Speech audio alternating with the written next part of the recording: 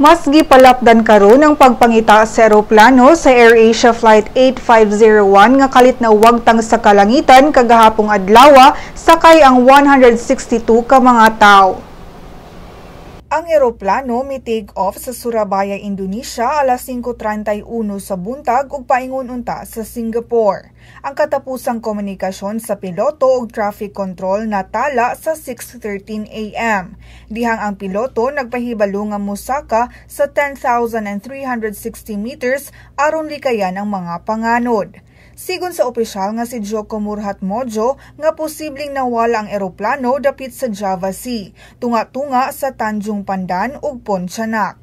Human gisuspenso ang search and rescue kagabi, giresume kaganinang buntag ang operasyon sa naghiusang puwersa sa Indonesia, Singapore ug Malaysia. Diinduhan na ka mga C-130 planes sa Singapore Air Force ug Navy ang gipang dispatch.